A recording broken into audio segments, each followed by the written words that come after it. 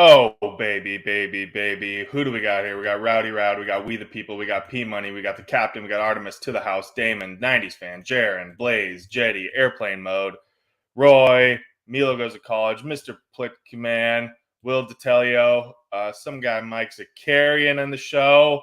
I think I totally skipped a whole group, but I can't do it as fast as Mike. What's up, people? Welcome to Wednesday morning marketplace. I know we just did a whole intro on NBA, but we're talking NFL today. I told Mike I was, maybe gonna redo the intro for him for my morning marketplace debut, but didn't really get there. So we'll maybe we'll try that for next week. What's up, people? What's up? What's happening? There's not a lot of news in the streets today.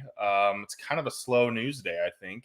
We had not some celebration packs. We had some reward packs get dropped yesterday on NFL All Day for those that did the what did they call that challenge? Was it the historical challenge or I kind of forget the names here, but we had the one where you needed or I guess it was maybe just the preseason challenge or whatever.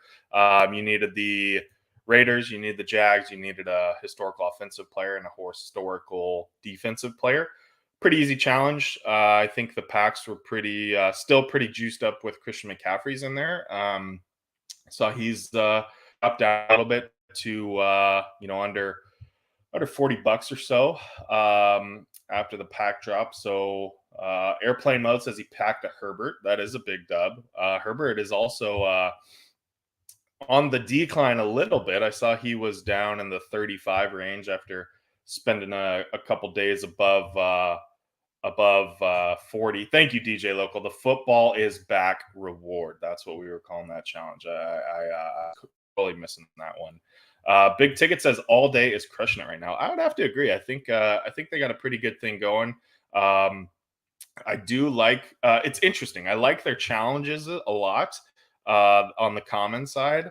Although, so both of the common challenges the last 2 weeks have been like incredibly profitable, right? So like I think the one this week cost probably less than what the pack EV is worth, maybe about even to what the pack EV is. The total cost to complete this thing was under $40, and I think the pack EV is going to be around 30. So obviously both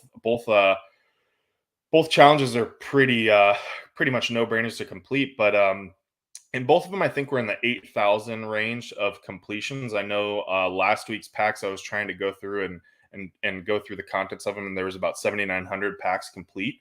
And so I think I just don't know if there's a huge crowd that's coming towards All Day yet, because we haven't really seen a big kind of pop in some of these moments. I mean, right when the announcement happens, we got a little bit of a double up on some of the defensive historical and offensive historical, but other than that, they kind of stayed pretty steady throughout the challenges. I think pretty much just everybody had most of those moments on their accounts already, and so not not a ton of people were buying towards it into the challenge.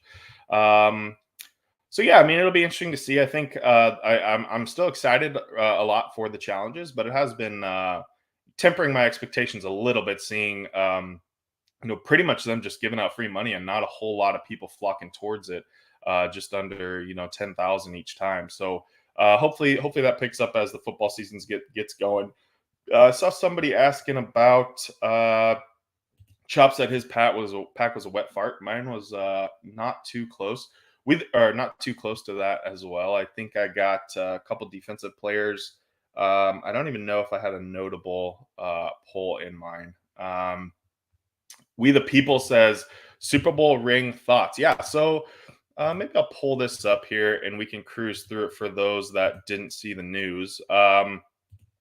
I personally am not too sure what to think about these things. So they basically announced. I guess the bigger announcement is that this kind of little graphic right here, the NFL All Day is partnering with the Rams this season. And that's the first time they've really announced a partnership with the NFL franchise. I don't really think they've even announced a partnership with an NBA franchise either like this. So I guess that's kind of interesting. But then, of course, immediately it says, "Hey, here's some random NFTs that we're going to be sending out: 5,000 rings for $9, 1,000 for 59, and 50 for 6.99." They mimic the real life rings, and I guess if you go to the stadium, I'm sure they're on the concourse there at SoFi Stadium, and plenty of people are probably buying physical replicas of these for similar prices. But it is a weird thing to basically say, hey, we're doing this, and then we're obviously gonna just grab some cash from you guys right away as well. And then they go on and announce, and yeah, we also already did this cash grabby thing a little bit ago. We did it for $2.99, and then we did another one for $1.99. So I don't know. It talks about diaper labs and stuff like that. So I'm I guess maybe they look kind of cool. And if you're a diehard Rams fan, then maybe adding a replica ring to your collection is something that kind of gets you going. But I don't really think there's going to be a ton of utility around them. Maybe there is. I don't know. There's been plenty of these team patch uh, little NFTs, we're calling them, that they've done a bit ago.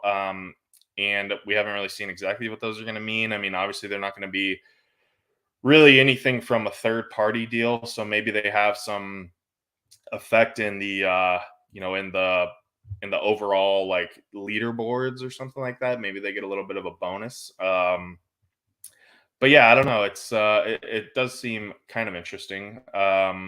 Will said AD and Rams announcing a deal. Should we expect a Rams challenge? uh I don't know. I think if we do get a Rams challenge, it would probably be something pretty easy that would show up like on the Jags and Raiders just did, right? Where the common moments didn't really run too much. And it just seems like with the Rams, since they won the Super Bowl last year, they have a ton of rares on the site as well. So I don't know. I'm not sure. I'm not really too sure how willing I am to go speculate on a Rams challenge. Let's see. What did everybody else go? Borland says it's closed beta still. New folks aren't coming until they open it up. That's a good point. It sounds like they want to get that going.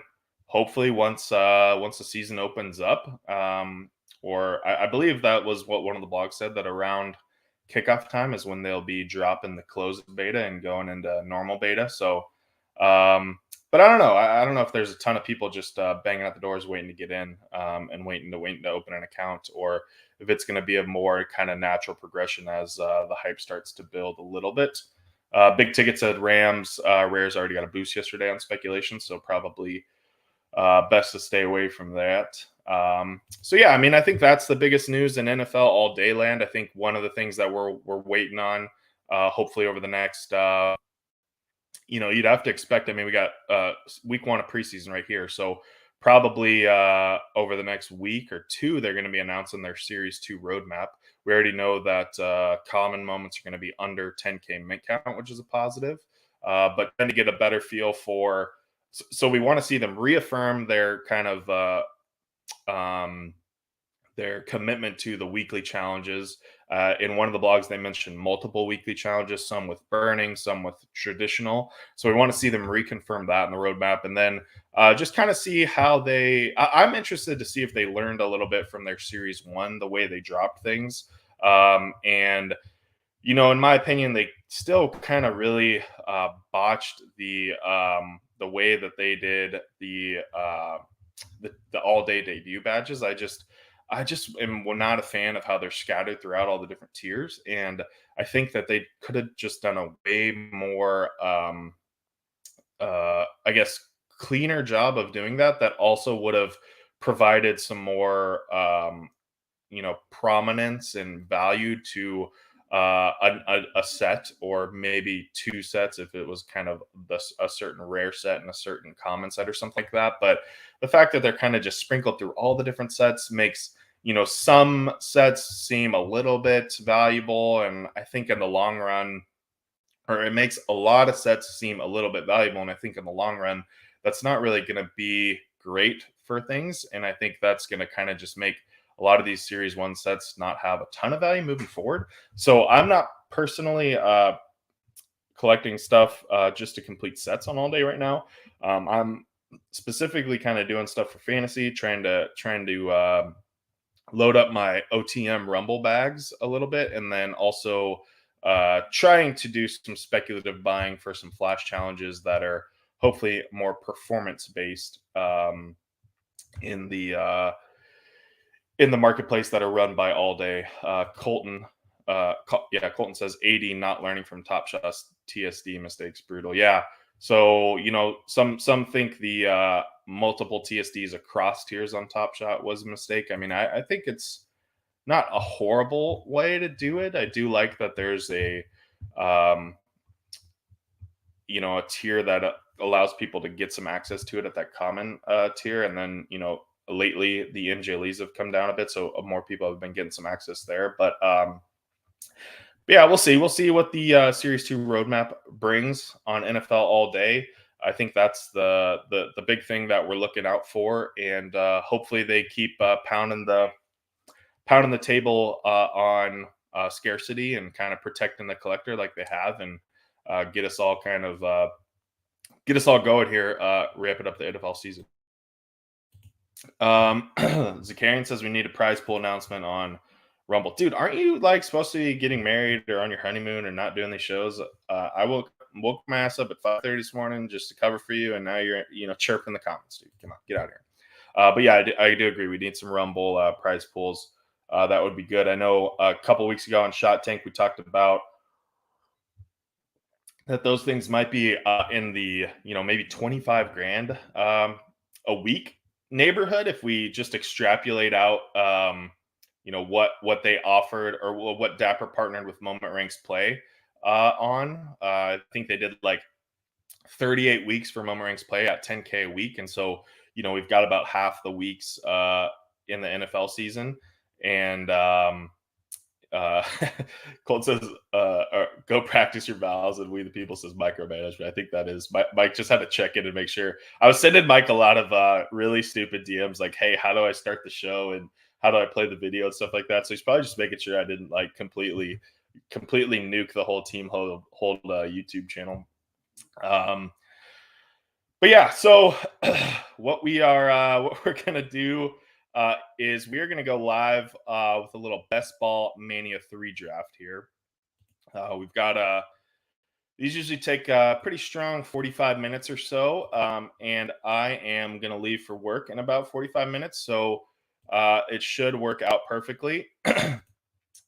For those of you, I guess, who are, I know Mike's ripped through a couple of these, but if it's your first time kind of in the Best Ball streets, basically how this tourney works is you draft an 18-round draft here with 12 of your best internet bros, and weeks 1 through 14 you play against the 12 people you drafted against. The way Best Ball works is it automatically takes your best team every week and just banks that score, and you reset every week moving forward. And what no waivers, no trades, injuries. They just sit on your bench like a sour turd, not collecting points. And so pretty standard scoring stuff like that. You start 3 receivers, 2 running backs, and a flex. And then obviously each week as you advance, you kind of get paired up with a new grouping. And then week 17 is where all the money's at. $10 million prize pool. Top 2 finishers in week 17 are both millionaires. Even up through 5th place gets 100 grand. So huge, insane prize pool here. But we're going to enter one of these bad boys. I am on the road to max entering this bad boy. I think I think this will be my 95th Best Ball Mania draft. And I'm trying to get to 150. Last year they got, they got a sweet little cactus for max entering the Best Ball Mania 2. So I'm here for the cactus, and hopefully getting one of those this next year. But no, I think I've just kind of really loved the Underdog platform since they started. The ease of use on here, and the way that this draft room works is is amazing, and I think it's pretty far ahead of any of their competition right now. And they just have a really good marketing team, really good group of people that are all aboard on Underdog, and the hype train's definitely rolling. So um, I think it's a fun deal. Looks like we got about four more people. Hopefully this thing fills in a little bit. Um, I will be publishing. So, it's obviously August here. We're definitely in drafting fantasy draft season now. I have been pretty much drafting all summer. I my commute. So typically, I've been a big do a best ball draft while I'm driving to work guy. But my commute went from like about an hour both ways. I was trekking it up to downtown LA, and then now they got me close to home. So the commute's nice. It's only 7 minutes, but it just really cuts down on my best ball while driving time. And so I've had to rip a lot more slow drafts lately, which isn't I guess the worst thing in the world, but it does hamper. Uh, Here we go. I think that's a little bit better. We're not blocking half the people here. Let me see if I can get zoomed in here. So yeah, most of my drafts have been slow drafts, which I don't mind. I know some people prefer the fast drafts. They say the fast drafts are more plus EV. There's more people making mistakes, and because the 30-second timer, there's people like me and Zakarian and Overzed who are on streams trying to do all this stuff at the same time and making a lot of mistakes. But I think the slow drafts are fine, especially when you're on a time crunch. So yeah, um, man, I guess not that many people are up and at 'em this early in the morning, just ready to fire on a best ball mania team. This usually fills up quite a bit faster, but we'll keep chirping here. Who's done some underdog drafts in the chat? Have you done any of the puppies? The $5 puppies, the 25 best ball manias. They also did a little $3 Pomeranian for a second that was close to being rake free, which I mean the thing filled in like a day, but that was a nice little contest if you were available. I unfortunately was not. I saw that later, but yeah, has anybody in the chat been getting into the underdog streets or getting into the fantasy streets in general now that we're into the heart of August and fantasy draft season?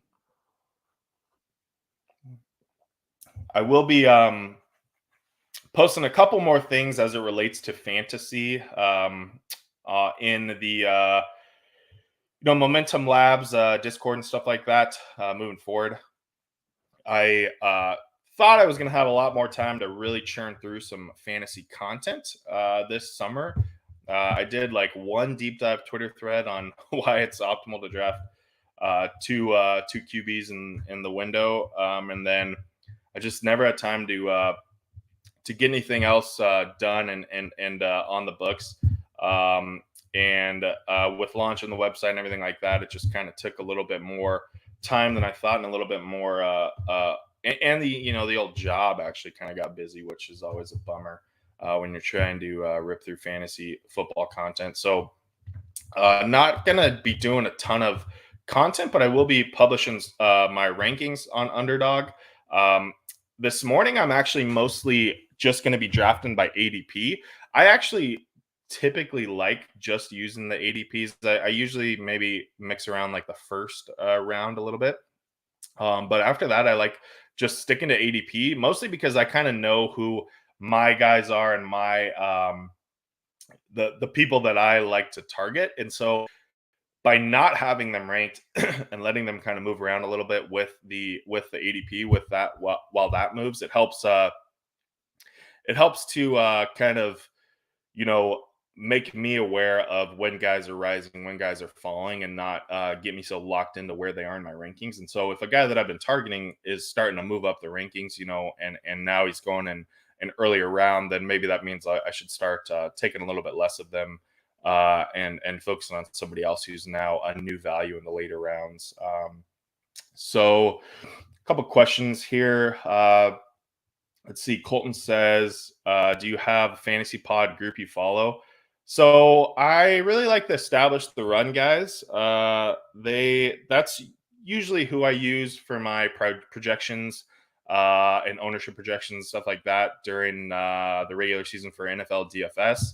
I don't really play a ton of season long stuff. I don't really do a lot of the fantasy content out there is geared more towards season long, and I'm pretty much purely just a best ball guy. I do a couple season long stuff with some buddies, nothing really crazy for big money, and then I do obviously DFS on the weekends or every week for NFL. But so I really like to establish the run guys. Leviton, Silva, Leone, those guys. They do a great handful of shows on the weekend, getting you kind of prepped up, and I really just like the vibe those guys got going over there. They're pretty funny and digging at each other.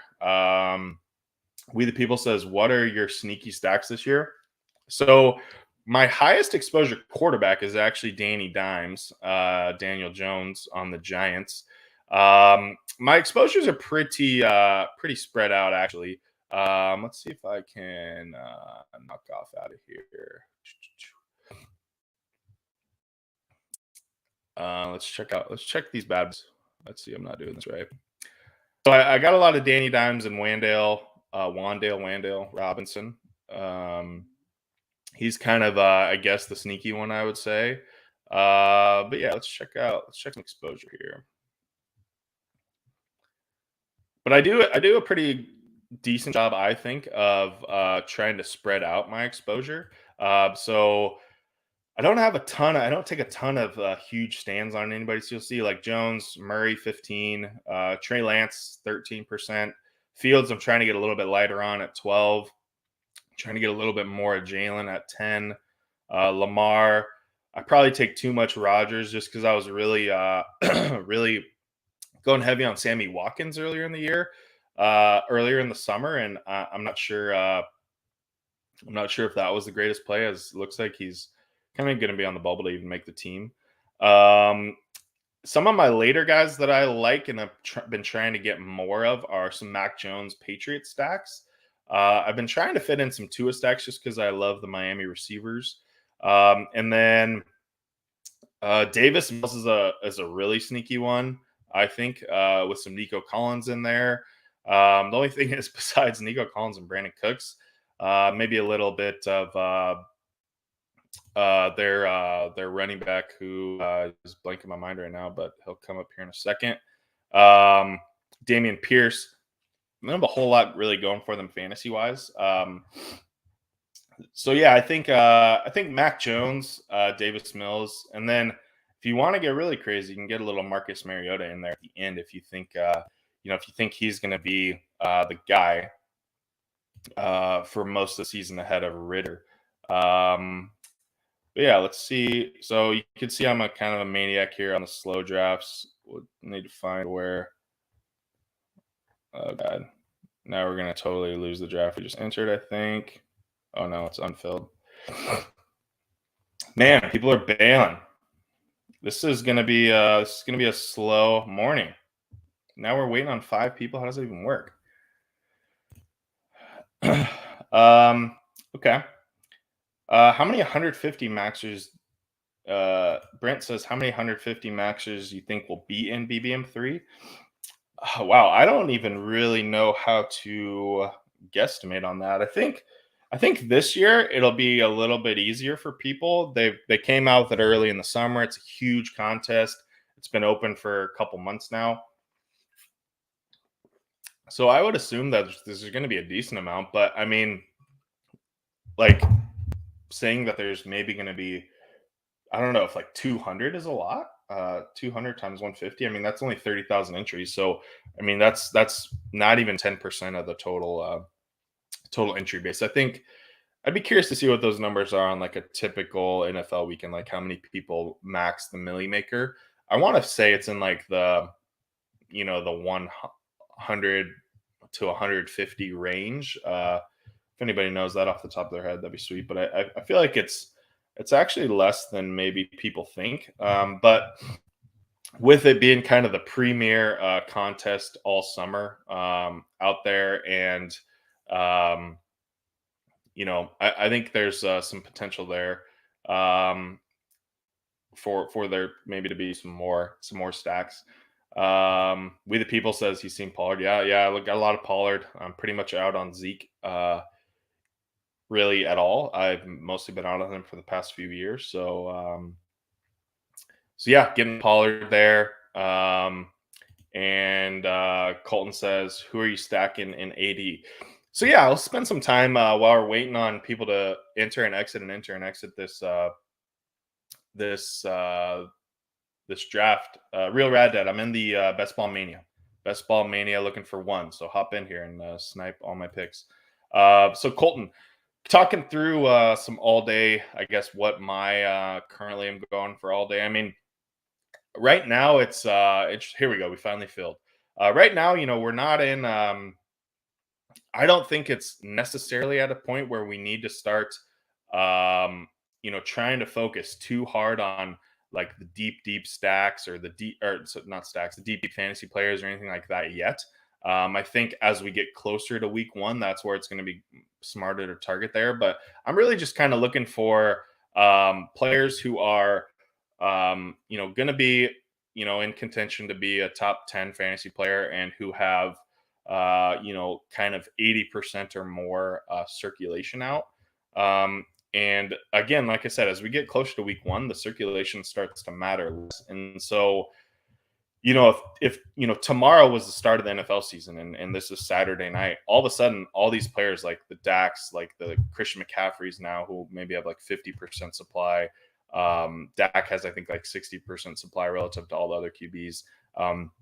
All of a sudden those are really good players to have, right? For challenges and for stuff because there's less supply out. And so there's going to be a time when the pendulum swings a little bit. But I'm not too sure that time is yet. And I'm still a little bit nervous exactly how they're going to do, if they're going to do some more airdrops, if they're going to do, some, where's my deal here? If they're going to do keep doing some of these rewards packs that keep dumping supply out. We've seen some of the bigger moments that were up in the 30-40 range start to come down a little bit as some more supplies comes out. So yeah, I've mainly stacked, like I stacked some Justin Jefferson early. He kind of took off. I stacked some Herbert. I think I've maybe lost a couple bucks on that stack. I actually just bought some McCaffreys because it seemed like the price in the 40 range just about right for what he should be at, regardless of what the circulation is. But probably am going to lose a couple bucks there if they keep firing those off. But yeah, I mean, I'm really looking forward to kind of where what's going to come out of the roadmap and if they're going to overburn relative to what they started with the 100,000 they're talking about. So yeah, we'll see. But here we go. We are live. We are in the 11 slot, near the turn. Probably going to end up getting maybe a Travis Kelce, maybe a Devontae Adams here. Maybe a little Aaron Jones, maybe a DeAndre Swift. Saquon's kind of been sneaking up here, so we'll kind of see. We'll see what's playing out here. Things are holding the form pretty true right now. If Dalvin Cook slips to 11, I'll probably take Dalvin. I'm guessing Najee is going to go into one of these next two picks after Derrick Henry and Najee. Those are two guys that I'm kind of just skipping over this year. They don't, this is not too different than what everybody says, but we want the pass catching running backs, right? And so Harris has that. Okay, so Harris is available for me, but he's kind of down there. So I've got these are my kind of ranks of the first round. I think I'm just gonna kind of go with some Travis Kelce here. Lock in tight end, not have to worry about it. But then what I'm gonna do is I'm gonna not draft Mahomes. I'm gonna try to get a little bit different in that perspective. Now I do kind of do this psycho thing where I queue up some other Chiefs players just to try to get a little bit, get a little bit of a reminder when they pop up. And then I also always pop in the, here, I'm on the clock here. So let's say I've been drafting a lot of DeAndre Swift. I'm usually deciding between Swift and Jones here. And I feel like I've gotten a little bit more lately, so I'm going to take some Aaron Jones and hope that AJ Dillon doesn't fully take over there. I'm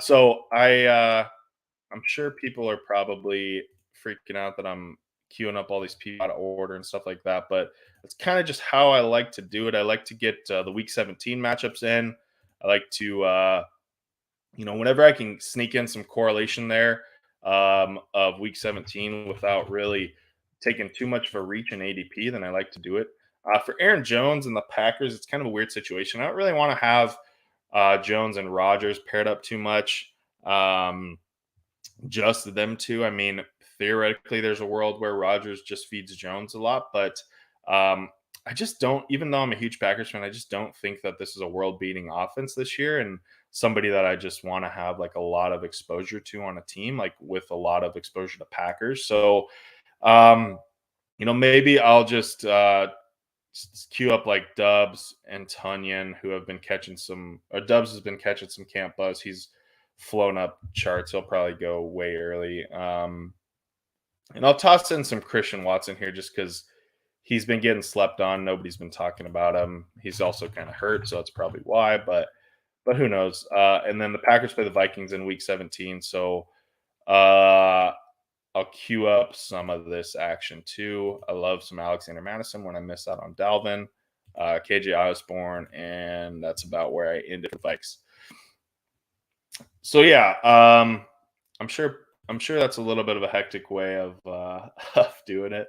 I don't, but I just like getting everything queued up. I just use this frame when I'm drafting. I don't really actually use the queue too much, unless of course I miss a pick and then I just get screwed sometimes. But for the most part, it works out pretty well. And I just like to have a view on the side here of like when of when players are coming up and if they have any correlation to my guys.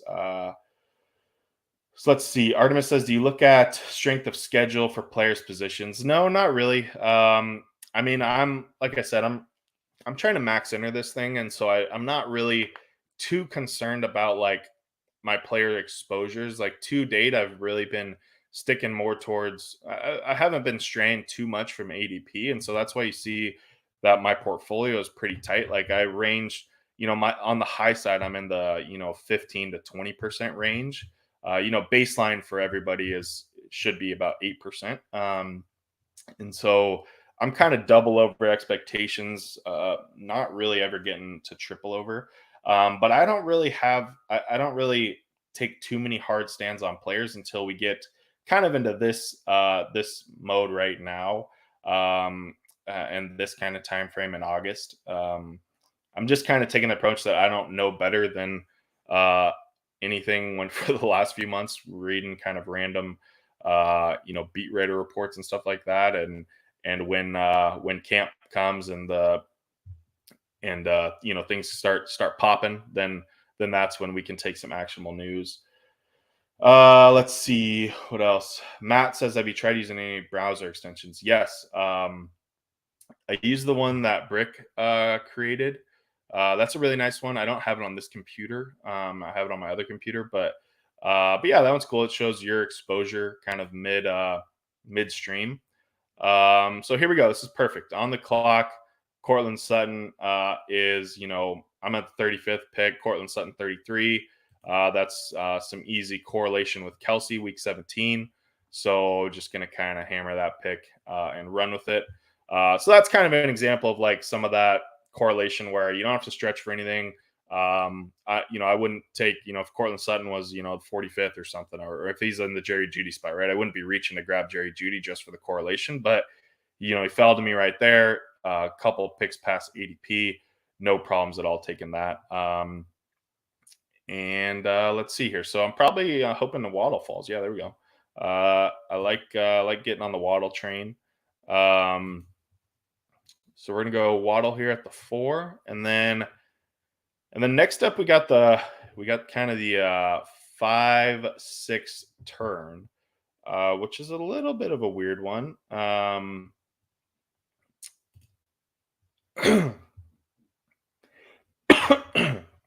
Whoa.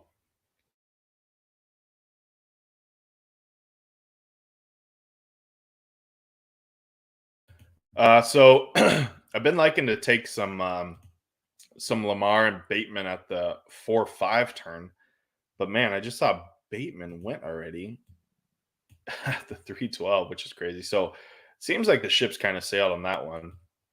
I'm getting Lamar and Bateman at the 4-5. I think those guys are getting steamed up pretty heavily, but I am a pretty big Lamar fan.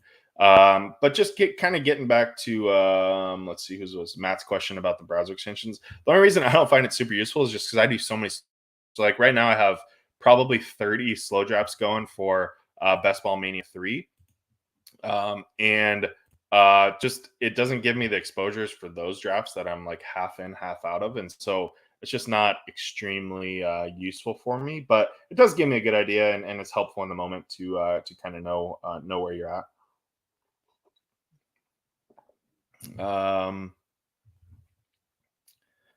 Let's see. A deep thread said he listened to the Rogers interview on ayahuasca and totally changed his opinion on him. Yeah, I didn't. I didn't listen to that one. I also need to still listen to the part of my take one.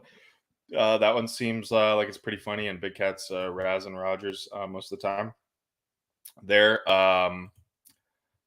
But yeah, is that in a good way or in a bad way? Like you're ayahuasca fan, or are you now not a Rogers fan, or what's the take there, Deep Threat?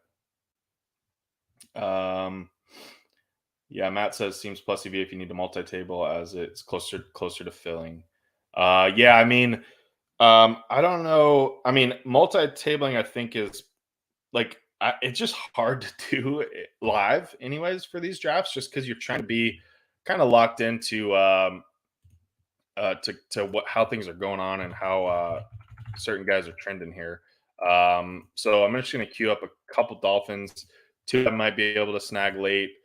Chase Edmonds. I really like getting Cedric Wilson late, especially if I have a Dolphin already. And then Dolphins pair nicely with Patriots in Week 17 stack. I'm gonna queue up the Ramondre and Damien. They're both getting in a weird range for my liking. Ramondre's been steamed up a bunch over the last couple weeks. Damien's just kind of been sitting there like a turd all summer. Nobody really likes him. I think I'm gonna start taking some more Damien as people start getting off of him and the Ramondre train keeps rolling. But yeah, we'll get those guys queued up. So let's see where we're at with our board here. We've only got a couple quarterbacks taken, 3 quarterbacks taken, 4 just now, and I'm on the clock. So we've probably got some decent quarterback options. We can try to. So I think we're gonna get a little crazy here, and we're gonna do. We're gonna take Kyler Murray. We gotta take Murray here. This is why you don't queue. Oh, got him with the last second. All right, we're gonna take Murray there at the 5-11.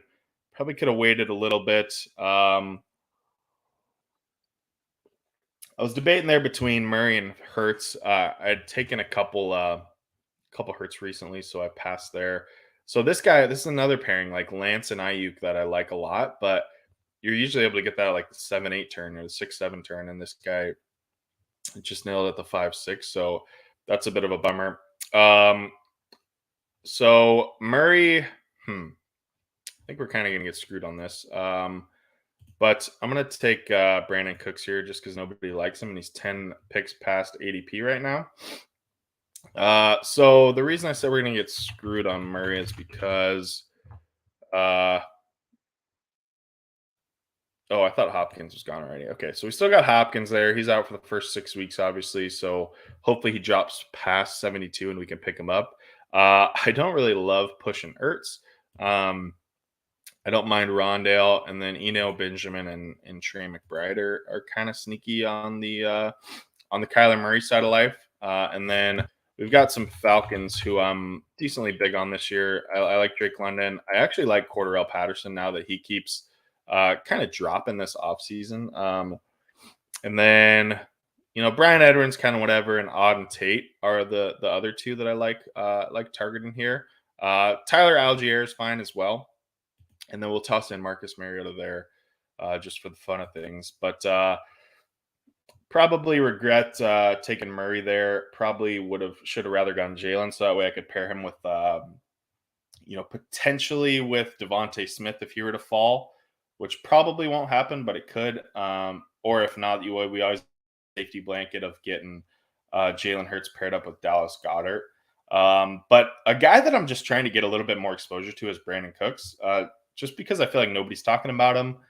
He's been a pretty consistent top 24 fantasy player, or sorry, fantasy receiver every year. And people think the Texans are kind of just going to suck, and I don't disagree. They probably are going to suck, but I think their offense is going to be decent. I don't think Davis Mills is the worst quarterback in the world last year, and I think he's going to have an okay year. And Mills, Damien Pierce, and Brandon Cooks and Nico Collins. I mean, that's an exciting little crew there, which should have, even though their offensive output should not be too great, it should be concentrated amongst those guys. Maybe, if those guys get hurt and throw in a little Marlon Mack or something like that. But they already lost John Mechie, so it's a concentrated offense, even though maybe it's a bad offense. And I like targeting concentrated offenses when as a tiebreaker kind of deal. So let's see. Kane says, I got the easy rare challenges, got dusted off, included an Allen Jags of the rare, could have been Roger Zeke. But on last poll, you got the Bills, Allen, ADD. So that's a W for sure. Cray says Cooks is always a steal. Matt says Mills is always an easy late round stack with Brevin Jordan and Collins. Yeah, I agree. I haven't probably taken enough, so I'll probably try to target him a little bit here. So kind of regretting that Kyler Murray pick a little bit, but whatever. Throwing out a naked Kyler or maybe stacking him with Rondale later isn't the worst thing in the world. Okay, so I really don't like Josh Jacobs. I'm glad he just went. I'm not a huge Miles Sanders guy. I am coming around a little bit on Clyde here. And this is really going to frustrate me if Devontae Smith falls here, because that is who I could have paired up with Hurts. Okay, cool. I got taken one before me. That makes me feel better. So I had Sutton. I also could have waited and grabbed Wilson right now. So you live and you learn.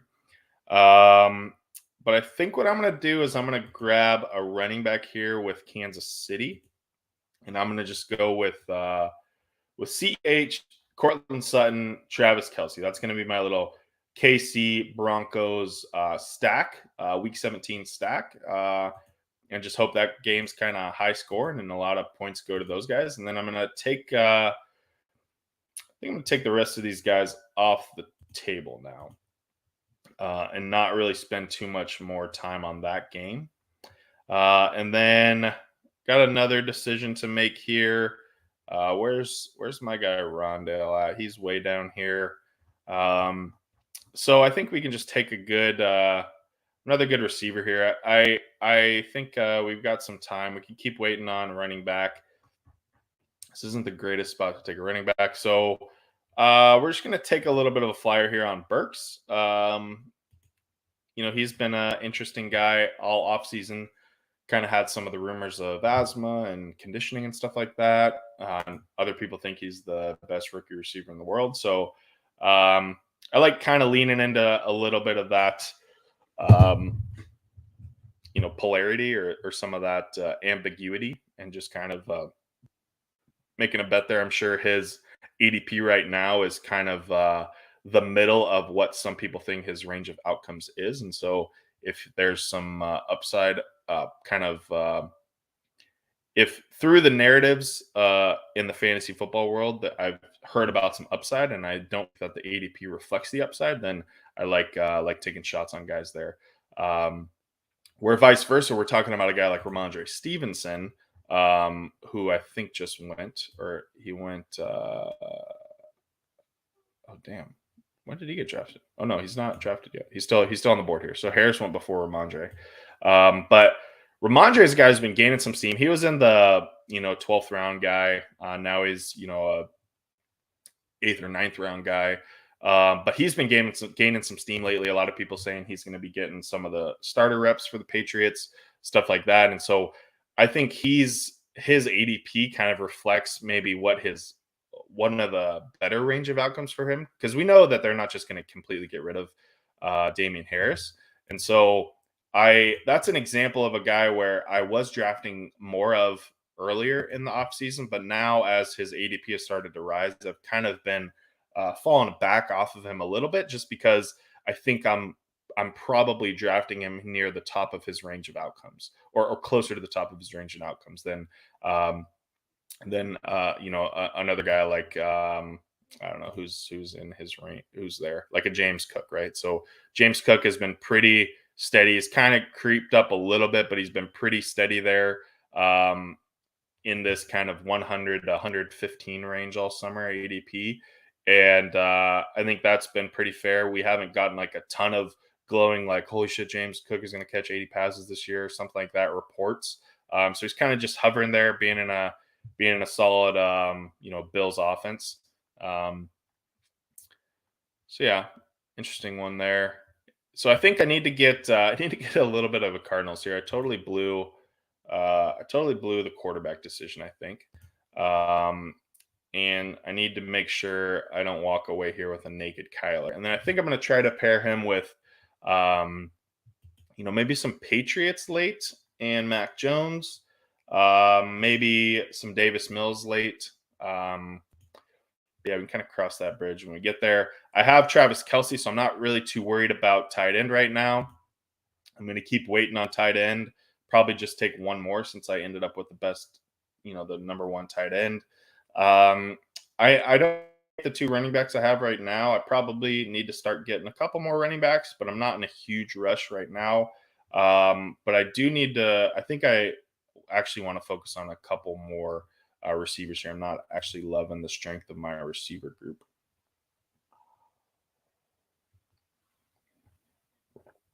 Yeah, Cray brings up a lot of volume on bad offenses. Yeah, I mean, so with a bad offense, like I said, I don't think I think it's important to try to figure out the consolidated bad offenses. Those are the ones that are better to target than anything. And so the Seahawks are an interesting example, because they've got two running backs that are up there. They've got two receivers. They've got Noah Fant. So they're not the most spread out offense ever, but there is a couple of different options. So that's why I've been straying away a little bit more from Metcalf. But when you look at a team like the Texans, I mean, I guess you can make an argument for Brevin Jordan. I guess you can make an argument for Marlon Mack, but really it's Cooks, Collins, and Pierce is what it's sounding like. And so those are just three people on a bad offense. I'm willing to kind of go to bat there. Okay, this is getting interesting. So we've got Burks. Actually, I'm going to go ahead and snag Chase Edmonds here. I know I just said I liked I need receivers, but we got Waddle and Edmonds here on Miami. Gives me some optionality to grab Tua late. I was thinking I could go Robert Woods here as well and pair him up with Treylon Burks, and then have a little Tannehill option as well. But just kind of giving yourself some outs on some of the late round quarterbacks is, I think, important. Damn, Devontae Parker just went at the end of the 9th round. That is wild. He's been quite a bit later than that. Okay. And so now we got a little bit of a decision to make here. Either we stretch and make sure we pair up Kyler Murray with a pass catcher, or we say screw it and stick more to ADP. And I think I'm just going to say screw it, and we'll go with Robert Woods here. Pair him up with Treylon Burks, and hopefully the Titans, Henry doesn't perform too well, and we get a lot of passing weeks. But yeah, I mean, this is an example of kind of what I was talking about when I was bringing up Cray's comment. The Titans are a pretty decent consolidated offense. You could even argue that they're more on the kind of good side rather than the bad side, right? But they got Henry, They got the two receivers that we know or we know Woods is good. We know Burks is probably going to be pretty good.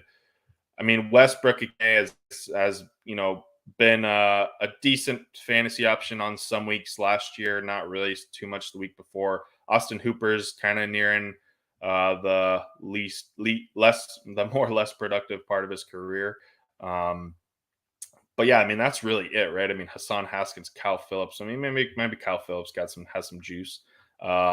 Hilliard, Des Fitzpatrick. I mean all these guys are just kind of Joes off the street, and so this is a consolidated offense that I haven't really taken many shots on the Titans, but I don't mind it, and I think it could be pretty fun if the Titans end up exceeding expectations. It just seems like with Vrabel, they just kind of always do.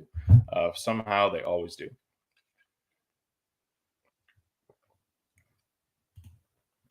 Yeah, Dominique said he's been getting a ton of Devontae Parker. We just saw him go at like 108, I think, instead of 125, like he said. But yeah, I love Devontae Parker. I actually think the Patriots, well, they may not be the best team in the world this year. I think there's a couple little exciting offenses there. Let's see. So I'm definitely regretting the Kyler Murray pick. That was came down to the buzzer there, and I probably shouldn't have picked it. But that's all right. We have some really late round options and some really gross late round options with like Benjamin. We could pair up with him, AJ Green, just to get a little bit of extra correlation there at the end. Let's take a little vibe check on the team here. So we've got. I actually think Chase Edmonds is going to have a good year. I think he's going to be the lead back in Miami. I know there's a little bit of hype around Mostert coming from the offense that the coach there, his name's slipping my mind this early in the morning. Haven't had all my coffee yet, but the new coach there for the Dolphins came over from the Niners. I know he's got some familiarity with Mostert, but I think Edmonds just has more juice. And I like betting on Edmonds there. So I've been getting quite a bit of Edmonds. I think Clyde Edwards-Helaire is going to have a sneaky good year. So I really think my running back room is pretty decent right now. I've got the Denver KC correlation done. I've got a couple Miamis here that I'd like to pair up with a Patriot. And then I've got some Titans here that we can go with Tannehill. We can go with Mac Jones. We can go with Davis Mills. Why do I have Mariota hit? Oh, Falcons in Arizona. Yeah, so I think we kind of missed the boat on Falcons. It's all going to be late round crap here. So we're going to do an ugly little late round deal on the Falcons, Arizona Cardinals, and spend the rest of our time looking elsewhere. All right, we are up in the driver's seat. I don't prefer Jacoby Myers here. So we're just going to kind of keep, betting on some talent here. I like this little headline, clear front runner for number 3 wide receiver in a high-powered offense. So we're going to take Josh Palmer. And I feel like he's a guy I just want some exposure to. If Mike Williams, Keenan Allen get hurt, obviously an 11th pick is going to pay off there.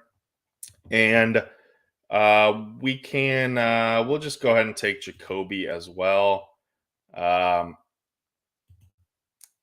actually prefer Devontae and I prefer Kendrick Bourne over Jacoby, but you can't put all your eggs in one basket. So let's get a little bit of exposure to some Patriots. So now we got a little bit of a mini stack here for week 17 as well with Miami, Chase Edmonds, Jacoby Myers, and Jalen Waddle.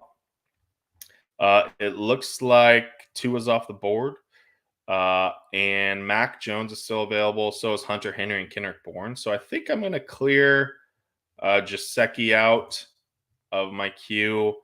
I'm going to clear Cedric Wilson out because we already talked about how we got to spend our last few picks on making some magic out of this Kyler Murray situation.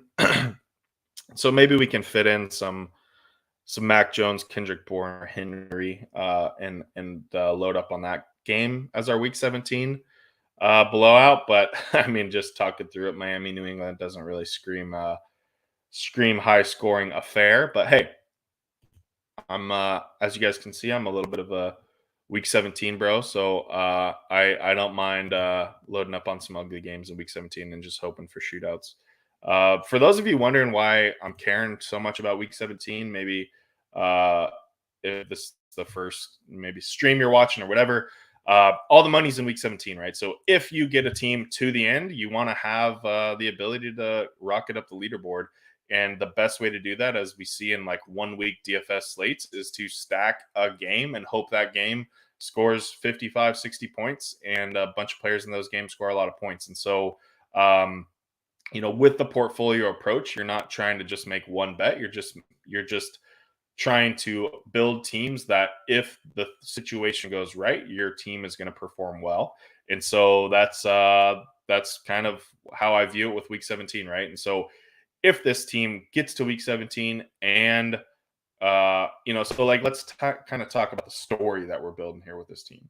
I don't know what the hell story we're building with this naked Kyler Murray so far, so we'll skip there. But we're building a story of Aaron Jones is a workhorse in pretty much everything in the Packers offense this year. Everything revolves around Aaron Jones. We're building that Clyde Edwards-Helaire stays healthy throughout the year and overshoots his ADP by quite a bit, outperforms it.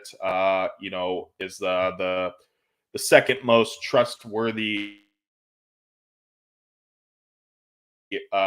Chiefs player behind those two guys. They lead the Chiefs offense, and we're leading on Cortland Sutton probably needing to outperform Sutton and Waddle probably needing to outperform their ADP a little bit and be kind of top 12, top 10 wide receivers in order to really give this team some juice. And then, we're hoping on, we're probably kind of baking in a little bit of a Derrick Henry down year here by betting on some Titans receivers. So that's a bet we're making. And then yeah, we've got two kind of things set up here that if this thing goes into week 17 and we get this team through to the finals, all those things happen. We dodge it, we get lucky, we get to the finals. We've got a high scoring affair here behind Clyde and Kelsey and the Broncos, and then we've got some Miami, New England setting up as well. So we're on the clock again. Now seems like a good time to grab Hunter Henry here and take a second Patriot. Just kind of fell there. Think that's perfect. 13th round. Pair him with Kelsey, and we're done at tight end.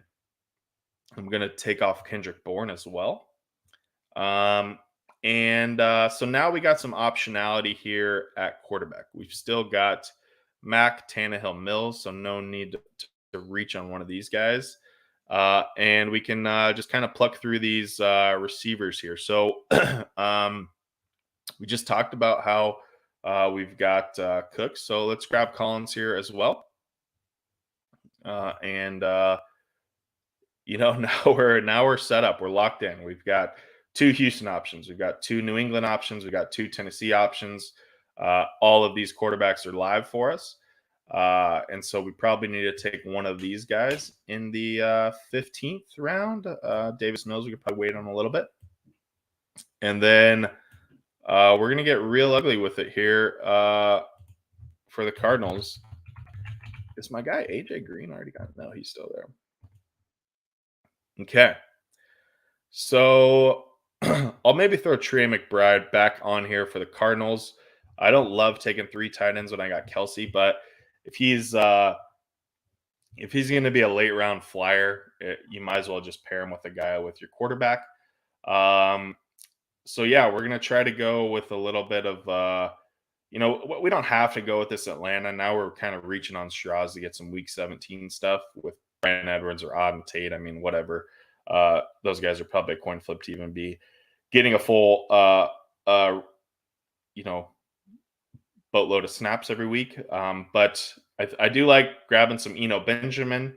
I do like grabbing some AJ Green and trying to pair those up with Kyler and making a little bit of our mistake there. But in the meantime, let's see where we at here. Okay, so we're heading into the 15th round. We got 4 picks left. And I'm currently 138. So probably try to grab another running back or two. Yeah, I didn't go with 2 super strong running backs early, so probably want to end up with 5 here. So we got 2 more running backs, another quarterback, and figure out a guy to pair with Kyler. AJ Green, maybe. That's gonna be ugly. All right. How we doing, people? How we doing, people? Everybody's probably watching this being like, geez, man, you're wasting money doing 150 of these this summer. The shit draft. I agree. This is probably not the most beautiful one, but hey, people, we're gonna be back next Wednesday. We're gonna be going through the rankings that I put out for this. I'm gonna be kind of going based on the rankings. We're gonna see where I'm a little bit hotter on some players. I'm a little bit colder on some players, based on kind of how I have them grouped in tiers. Talk through how we can kind of extrapolate that into your fantasy drafts, and then probably rip through another one of these and see if we can make it a little bit cleaner. Matt says he stocked a lot of Arizona, and McBride and Benjamin. Benjamin seemed to be there a lot. That's good to hear. Good to hear. 5 picks away. So I want to start looking at some of these other running backs here. I do love me some Jamal Williams, and he's already about 10 picks past his ADP. And the other guy that's been screaming up the boards, which I was starting to get a little bit early, but I think he's got still's got some room to run here, is Zamir White. Okay, so my guy Mac Jones just went, which is fine. So we're gonna try to get Jamal Williams here. I just love Jamal. Since he's been on the Packers, I was a huge fan. And now he's on the Lions. If you guys missed the Hard Knocks clip of him, leading up the huddle and coming to tears with emotion, it's just awesome. So we're gonna take Jamal Williams here about 14 picks past ADP. And look at this little headline: getting some first team work. We like to see that. So now we got 4 running backs. Obviously, Jamal Williams is a little bit of a bet on DeAndre Swift getting a little bit of a hurt. But I mean, honestly, a 15th round, if he's getting some first team reps and he's just 10 carries a game or something, is going to be enough for Williams to pay that off. So consistently been one of my bigger bets all season. I like Williams a lot there. Okay, so now we got to decide what we want to do here. We could take some Tannehill, and I've got his 2 best receivers, so I think I'm going to do that. with Tannehill, and just kind of at least ice that stack away,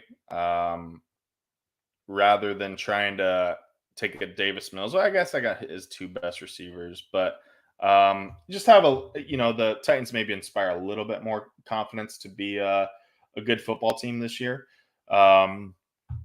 So yeah, I mean, we lost. We don't really have any Cowboys left to try to pair up with Tannehill and for some round 17 or week 17 stuff. But that's fine. We don't have to correlate the snot out of every single pick we have. And yeah, we'll take Davis Mills off here. And I think this is our queue that we're looking left with, as ugly as it gets. But I mean, hey, we're here in the 17th, 18th round. They're all ugly picks. They're all kind of dart throws. Dominique said could even go 3 QB here. Yeah, that's true. I mean, and maybe this is a little bit of a blind side on my end, but I tend to think that if I've spent the draft capital on Murray, which obviously I kind of regret that a little bit in the moment on this draft because we weren't able to really pair him with any of his studs, then I shouldn't spend the late round draft capital on a quarterback as well. I'd rather try to, basically bet on Murray being really good and being the quarterback that counts for my points most of the year, and spending a later round pick on a position group that maybe I'm more weaker at, like receiver or running back. But I mean, if the correlation talks, right, um, and like you said, to get Houston correlation if they go nuclear week 17, right? Yeah. So I mean, I that's a great point as well, and right, and so getting Davis Mills, Brandon Cooks, and Nico Collins, um, and having those guys all go off week 17 could help. But the way I look at that, right, is probably so in the way that the Texans are gonna go off, right? It's probably gonna be through Brandon Cooks and Nico Collins. And so let's say both of those guys score 2 touchdowns. Am I really going to gain a whole lot by having Davis Mills? Or is there probably a decent chance that like Kyler maybe still outscores Mills? Or I don't lose a ton on Mills, but if I pick up a different guy, I'm maybe going to be able to catch some upside somewhere else in the running back slot or whatever. So yeah, I mean, I see this. I see both sides of it for sure. But again, like if Mills is completely going ballistic in week 17, he's probably going to Cooks and Collins at this point, based on what we know of the Texans. Maybe there's another guy that emerges, but it's probably just going through those 2 guys. So I think just having exposure to those 2 guys is going to be fine. So we're coming up here on the 17th pick. I guess we're going to go ahead and snag Eno Benjamin's probably going to still be there. We got 2 picks back to back here. So we're just going to go with probably AJ Green, unless I get sniped here by A Money. He's only got 1 quarterback. So he takes Baker. So we're going to go AJ Green, pair him up with Kyler. And we're going to finish it off with Eno Benjamin, give us a 5th running back. And we're going to call that a draft.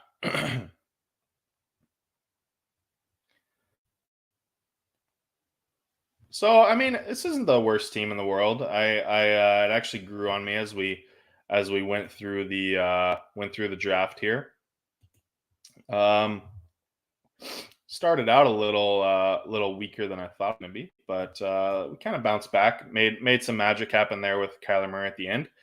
I still regret it a little bit, but let's kind of take a look here at just to give people a feel for, I just did, mental gymnastics for 45 minutes trying to eke out correlation and stacks and stuff like that. And I always think it's interesting just to see what other teams are doing. And if we are living in like a best ball bubble here where we think everybody's stacking and correlating, and really there's not a whole lot of that going on. So out of the 101 slot, they have Rodgers with Lazard. Did they take any Packers late? No Packers late. So they got Rodgers, Lazard. They don't have any week 17 correlation with any Vikings. Who's his other quarterback? Matt Ryan. So he's got Indiana. He took a little Alex Pierce and Mo Alley Cox. So he's got a little stack there. And then he's got some Dallas. So he did all right.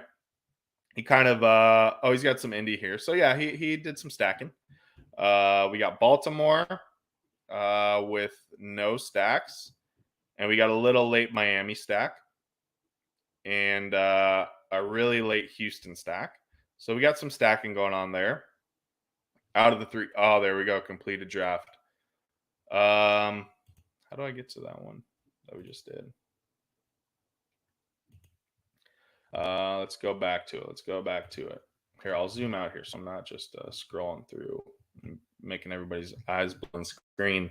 Out of the 4 slot, we got Wilson and Brady, who look to be mostly uncorrelated. Oh no, we got a little Russell Gage. He went the 4 quarterbacks approach out of the 4 slots. So that's probably a dead lineup. I don't think there's enough upside there, and no real pairing. Out of the 5 slot, we got some Rams Chargers, which is nice. We've got an unpaired Burrow. And but he's got Stafford in there. A lot of Stafford. He's got a lot of Rams. So he took every Ram basically outside of Cup. Oh no, he got Cup too. Yeah, he got all the Rams. So that's a good one. Real Rad Dad's in here. How did we do, Real Rad Dad? We got Daniel Jones. Did we get a little Daniel Jones late action? No, we didn't. Oh, we got Galladay though. We got Galladay and Tony, so that's good. We got there. We got some Cincy. Did you just take one quarterback? Oh no, you got Watson. Oh, Watson and Wentz. Yeah, you got to go Watson and Wentz. Got some late pairings here with J.D. McKissick. I don't hate it. And we got, let's see, out of the 7 slot, we got Buffalo. Rock hard on Buffalo. That one's a pretty easy one that we see quite a bit. Let's see if this guy grabbed Jared Goff. Yeah, so he's got some Detroit action.